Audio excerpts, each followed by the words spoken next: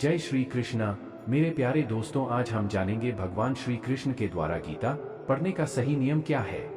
इन 4 चरणों से गुजरने के बाद ही मिलता है पूर्ण ज्ञान। तो मेरे प्यारे मित्रों, आप सबके ऊपर कान्हा जी की कृपा बरसती रहें, आप और आपका परिवार सदैव खुश रहे। तो बस आप कमेंट में राधे राधे लिखकर कान्हा जी के चरणों में अपनी हाजिरी जरूर लगाए। तो आइए आगे बढ़ते हैं।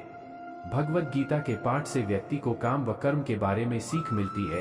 इतना ही नहीं, हमारे हर प्रश्न का उत्तर गीता में समाहित है। आप जितनी बार इसका पाठ करेंगे आपको कुछ नया सीखने को मिलेगा। श्रीमद् भागवत गीता हिंदू धर्म का एक पवित्र ग्रंथ है।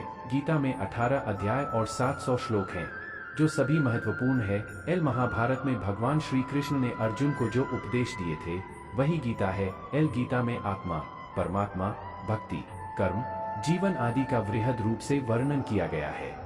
गीता से हमें यह ज्ञान मिलता है कि व्यक्ति को केवल अपने काम और कर्म पर ध्यान देना चाहिए। साथ ही कर्म करते समय इस बात का ध्यान रखना चाहिए कि हम जो भी कर्म कर रहे हैं उसका फल भी हमें निश्चित ही प्राप्त होगा। गीता हमें बताती है कि जीवन क्या है और इसे कैसे जीना चाहिए। आत्मा और परमात्मा का मिलन कैसे होते हैं, अच्छे और बुरे की समझ क्यों जरूरी है। इन सभी गूढ़ सवालों से जवाब हमें गीता से प्राप्त होते हैं। लेकिन सवाल यह है कि गीता का पूर्णतः ज्ञान कैसे प्राप्त किया जा सकता है और इसके लिए इसे कितनी बार पढ़ना चाहिए। गीता या फिर किसी भी पाठ से ज्ञान को प्राप्त करने के 4 स्तर होते हैं। 1 श्रवण या पठन ज्ञान, 2 मनन ज्ञान, 3 निधिध्यासन ज्ञान, 4 अनुभव ज्ञान। इन चारों स्तर से गुजरने के बाद ही किसी भी ज्ञान की पूर्णता होती है और इससे समुचित लाभ होता है। इसका अर्थ यह है कि आप पहले पढ़ते या सुनते हैं, इसके बाद पढ़े सुने ज्ञान के बारे में चिंतन व मनन करते हैं। यदि वह आपको ठीक और उपयोगी लगती है तब उसका अभ्यास कर उसे अपने जीवन में उतारते हैं और आखिर में उस ज्ञान का प्रतिफल आपको मिलता है। किसी भी ज्ञान को आप पढ़कर या सुनकर छोड़ देंगे, उसे अपनाएंगे नहीं तो उसका फल कैसे मिलेगा। यही बात गीता पर भी लागू होती है। जब हम गीता पढ़कर उसके उपदेशों को जीवन में उतारेंगे तो निश्चित ही सुपरिणाम सामने आएगा। हमें कितनी बार पढ़नी चाहिए श्रीमद् भागवत गीता और क्या है इसके लाभ।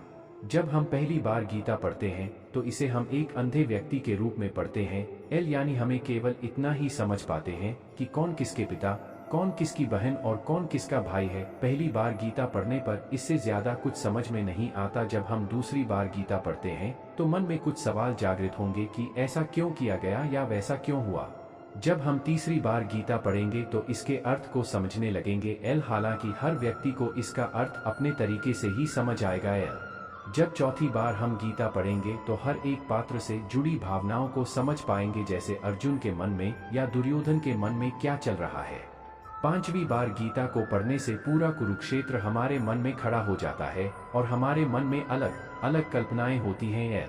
6वीं बार गीता पढ़ने से हम भगवान को अपने सामने अनुभव करने लगते हैं और हमें ऐसा लगता है कि भगवान हमारे सामने ये सब बता रहे हैं।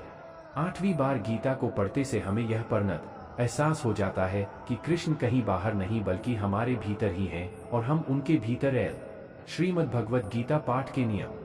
भगवत गीता पढ़ने के लिए सुबह का समय सबसे उत्तम माना जाता है, क्योंकि इस समय मन, मस्तिष्क और वातावरण में शांति व सकारात्मकता होती है। गीता का पाठ हमेशा स्नान के बाद और शांत चित्त मन से ही करना चाहिए। पाठ करते समय बीच बीच में इधर उधर की बातें नहीं करनी चाहिए और न ही किसी कार्य के लिए बार बार उठना चाहिए।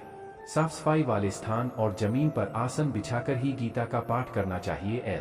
गीता के प्रत्येक अध्याय को शुरू करने से पहले और बाद भगवान श्री कृष्ण और गीता के चरण कमलों को स्पर्श करना चाहिए। जय श्री कृष्णा। राधे राधे।